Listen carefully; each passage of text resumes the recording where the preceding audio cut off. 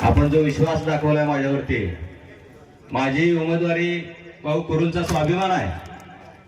कारण समोरचा जो उमेदवार आहे तो नरखेडवरनं आलाय, तो बोलका पोपट आहे, नुसता बडबड करतो आणि निघून जातो. मी इथला भूमिपुत्र आहे आणि याच मातीमध्ये जन्म झालाय माझा. आपला जकरा कारखाना इथनं भाऊ 9 किलोमीटरवर आहे. आणि हे जे कुरुल गटाचं जे कार्यक्षेत्र आहे हे आपल्या बैलगाडीचं कार्यक्षेत्र आहे.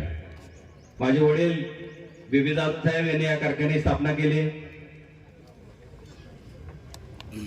त्यांनी 2010 मध्ये कारखाना स्थापन केला भाऊ.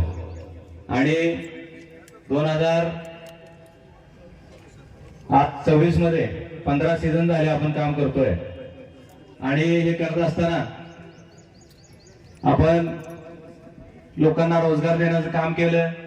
कारखान्या माध्यमातून शेतकऱ्यांना चांगला दर दिला आणि सतत समाजकार्य आणि चांगलं काम करण्याचा प्रयत्न आम्ही केला. कुठलंही स्वार्थ न ठेवता लोकांची सेवा करण्याचा प्रयत्न केला.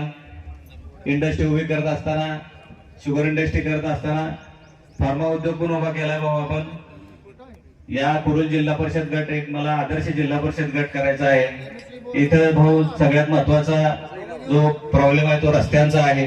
इंटरकनेक्टिंग रस्ते, ग्रामीण रस्ते, पाणंद रस्ते, त्या रस्त्यांवरती आपल्याला खूप काम करावं लागेल. मी सगळ्यांना शब्द दिलाय आपल्या वतीनं की इथले जे पाणंद रस्ते आहेत त्यासाठी आपण भरपूर प्रमाणात निधी मिळवून द्यावा अशी मी या ठिकाणी विनंती करतो आपल्याला.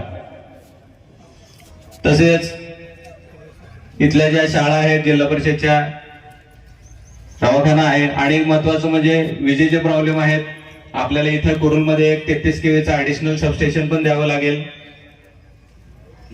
कुरुलच्या विकासासाठी वादळी गतीनं जयाभाऊ आपल्याला मदत करतील अशी मी या ठिकाणी अपेक्षा व्यक्त करतो भाऊ.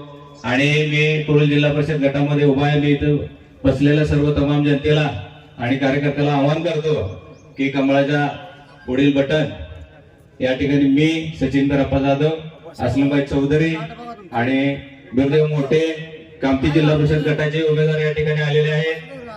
खताळताई, गावडेताई आणि कोमलजी अवताडे या तिघांच्याही पुढे कमळाच्या बटन दाबून आपण सगळ्यांचा विक्रमी मतानं विजय करावा अशीच मी या ठिकाणी विनंती करतो, आवाहन करतो सर्वांना. आणि ते नरखेडचं जे आलेलं पार्सल आहे ते आपण परत पाठवून महाराष्ट्रामध्ये एक विक्रमी मताधिक्य देऊन मला विजय करावं असं मी आवाहन करतो. माझे 2 शब्द संपवतो. धन्यवाद.